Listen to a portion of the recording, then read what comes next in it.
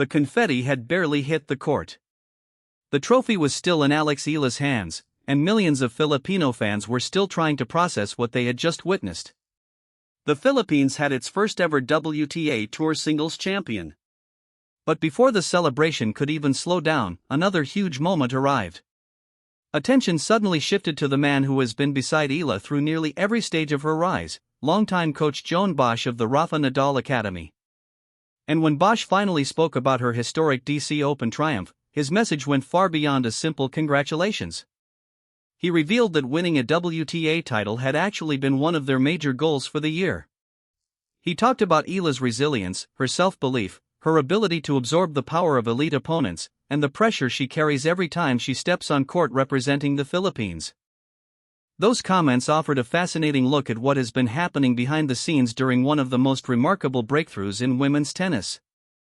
Eala's road to the DC Open title was anything but easy. She arrived in Washington as a wild card ranked world number 28. She had never won a WTA Tour singles title, and she had never reached a WTA 500 final. But right from the opening round, you could sense something different. Eala faced Olympic gold medalist Qinwen Zhang and found herself in serious trouble. She dropped the opening set and then fell behind by a break. For a lot of players, that might have been the point where the match slipped away.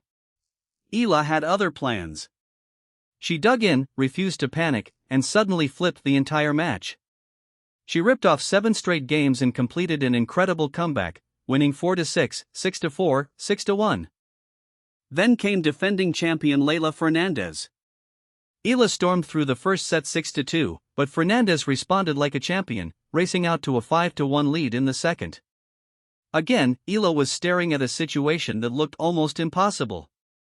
Again, she refused to fold. She won 5 consecutive games to pull even at 5-5, forced a tiebreak, and then completely took over, winning at 7-1. It was Eala's second straight victory over a seeded opponent, and by that point, the buzz around Washington was getting louder. The quarterfinal brought another major test against world number 10 Alina Svitolina. Eala handled that challenge in straight sets, 6-3, 6-4, recording her 6th victory over a top 10 player that year.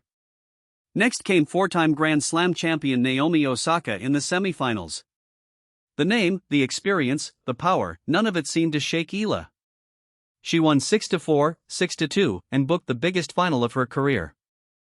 Standing between Eala and history was world number 3 Jessica Pegula. Pegula took the opening set 6-4, and Eala was leading 2-1 in the second when rain suspended play.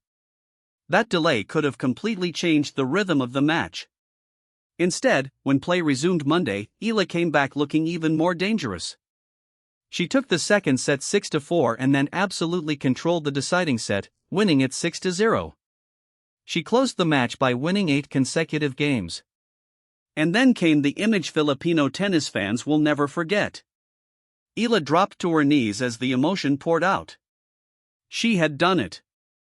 After years of training, sacrifice, travel, pressure and expectations, Eala had become the first Filipino player ever to win a WTA Tour singles title. It wasn't just another trophy. For Filipino sports fans, it felt like a national moment. That was when attention turned toward Joan Bosch. Speaking with Diane Castillo of ABS-CBN News after the victory, Bosch made it clear just how meaningful the result was to everyone who had been working behind the scenes. "I can tell you that I'm super happy because this was the goal of the year," Bosch said. "She could do it. She deserves it." And that one statement tells you a lot.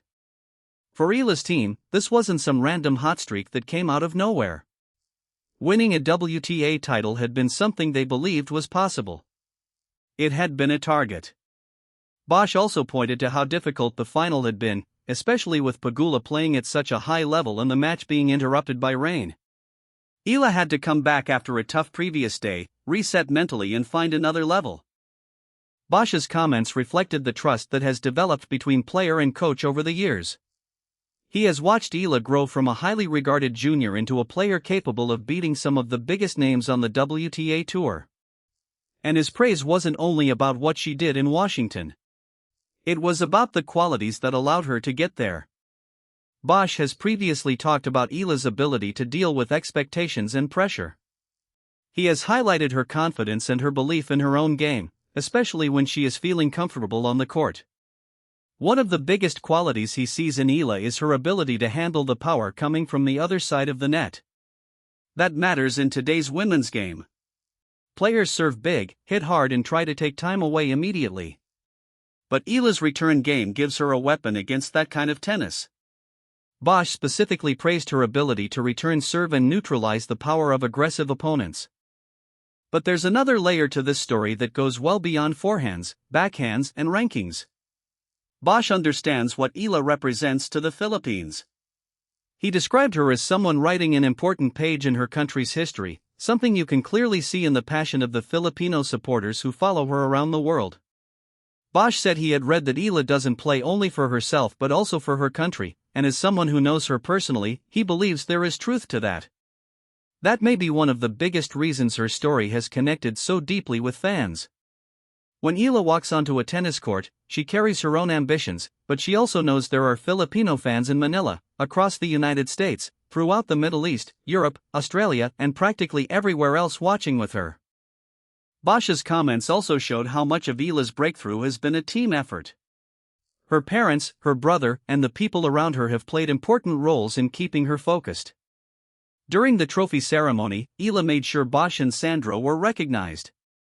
"My team, Joan, who was over there. You and Sandro, thank you guys," she said.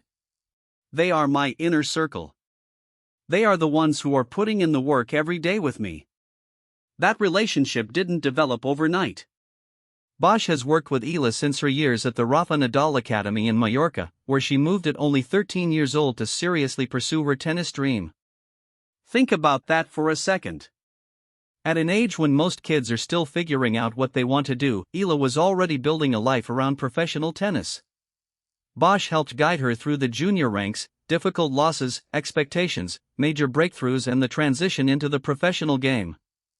His approach has consistently centered on belief, discipline, and work.